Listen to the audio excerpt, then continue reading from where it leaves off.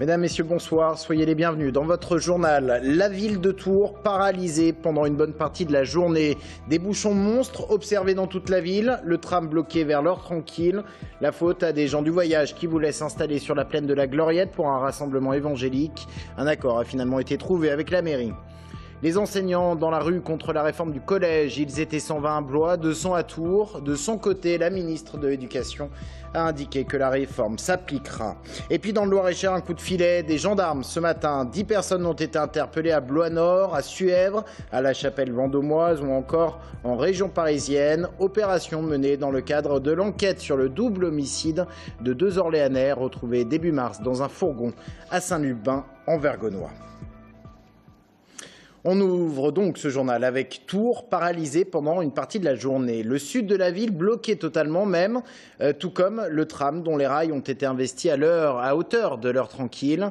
Investis par qui? Par des gens du voyage en provenance de la région d'Amboise. Ils ont décidé de bloquer les environs, faute de pouvoir se rendre sur la plaine de la Gloriette. Le terrain qui leur était destiné était jugé trop petit. Un accord a finalement été trouvé avec la mairie en milieu de journée. Anaïs Michaud, Thibaut Séalic.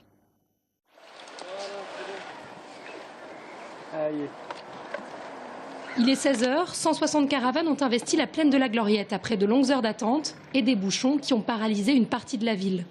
Ça a été très long, madame, très long, franchement très long. Ma maman qui est à côté de moi, là, qui a 74 ans, elle est diabétique, voyez-vous. Donc pour des vieilles personnes comme ça âgées, il faut être compréhensible, vous savez. Depuis ce matin, ils nous font attendre et puis finalement, on rentre quand même. Depuis 10 heures, on est là quand même. Hein. Ça fait long l'attente? Ça fait long avec les enfants derrière qui attendent. Hein. Maintenant, il faut que j'avance. Vous avez une place, ça y est? Ça y est, c'est bon, c'est sûr. Pour la mairie, c'est une arrivée surprise. Les évangélistes n'étaient attendus que dimanche.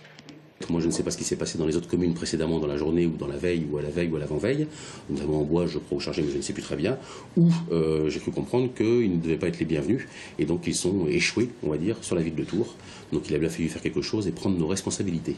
Impossible d'accueillir 160 caravanes et un chapiteau sur l'aire de grand passage. Les gens du voyage qui ne voulaient pas se séparer en plusieurs groupes ont ainsi décidé d'investir la plaine de la Gloriette. On nous a empêchés de rentrer. Il y a quelques caravanes qui étaient rentrées sur le terrain. Et après, la police a bloqué le passage pendant un temps. C'était un petit peu tendu, évidemment, entre les forces de police qui faisaient leur travail, toujours de façon sereine. Mais évidemment, c'était tendu, puisqu'on était quasiment de 9h30, 10h du matin jusqu'à 14-15h. Une convention devrait être signée entre la ville et la communauté, qui repartira mardi prochain. Et puis un mouvement qui lui aussi a eu un impact sur la circulation à Tours dans une moindre mesure. Il s'agit de la manifestation des enseignants contre la réforme du collège. Ils étaient 120 à Blois, mobilisation légèrement supérieure à Tours. L'académie de Tours-Orléans qui a compté un peu plus de 20% de grévistes dans les collèges de l'académie. Les syndicats, eux, parlent de 50% de grévistes. Dans la manif Tourangelle, Romain Delville. Un peu moins de 200 personnes ont manifesté de Champ-Giraud jusqu'à la préfecture de Tours en début d'après-midi. Les enseignants de collège dénoncent la réforme de la ministre de l'Éducation nationale. L'autonomie des collèges par rapport aux enseignements dispensés, source selon les syndicats de plus d'inégalités. Il est encore question d'inégalité avec la perte d'heures de cours fondamentaux au profit des EPI, des enseignements pratiques interdisciplinaires. On peut évidemment parler de tout ce qui va leur être enlevé purement et simplement, que ce soit le latin, le grec, les classes bilingues qui disparaissent. Dans le département, il y avait 39 classes bilingues, il va en rester 3 ou 4. Donc ça disparaît et c'est remplacé par rien du tout.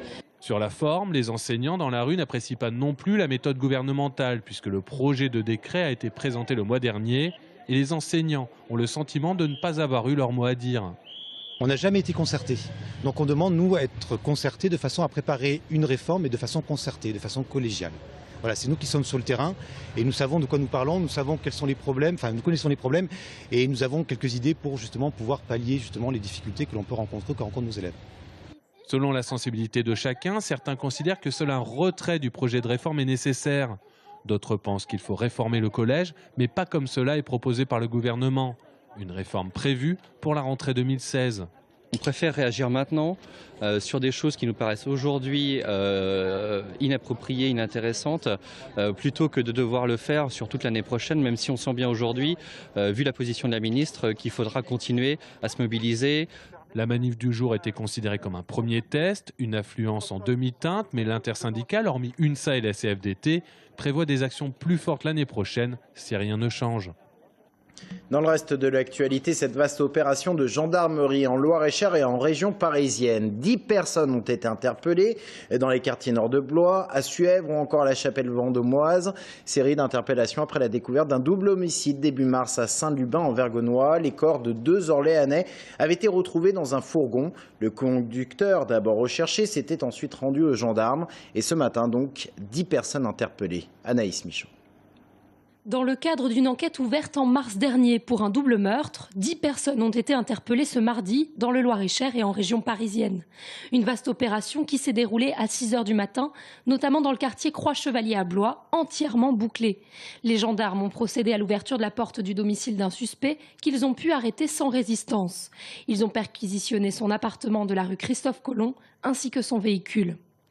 Les militaires se sont également déployés à Suèvre et à la Chapelle-Vendômoise. Ces 10 personnes ont été placées en garde à vue. Elles sont suspectées d'être liées de près ou de loin au meurtre de 2 Orléanais, dont les corps avaient été découverts dans un fourgon au hasard d'un contrôle de gendarmerie.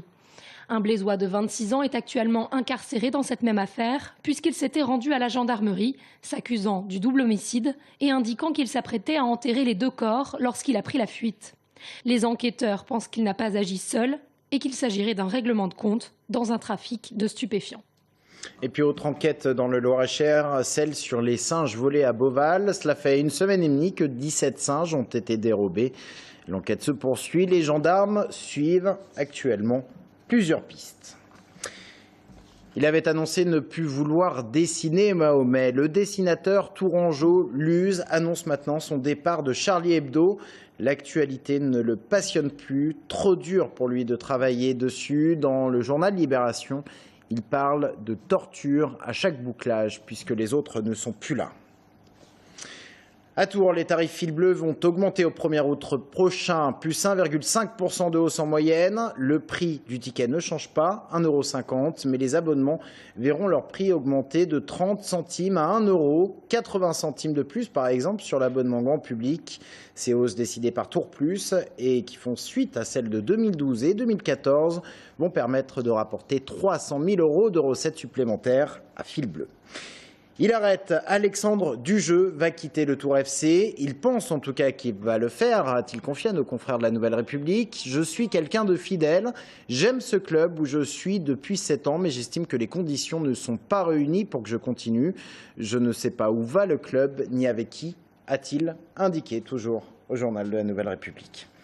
Et puis toujours à Tours, pour terminer ce journal, le lancement d'un grand concours international d'urbanisme. L'objectif, mieux intégrer l'autoroute A10 dans son passage de l'agglomération. 7 équipes ont déjà été sélectionnées sur 50 dossiers. Elles vont maintenant devoir travailler pour présenter un projet qui doit être réalisable à court terme et à des coûts qui ne soient pas exorbitants. Romain Delville.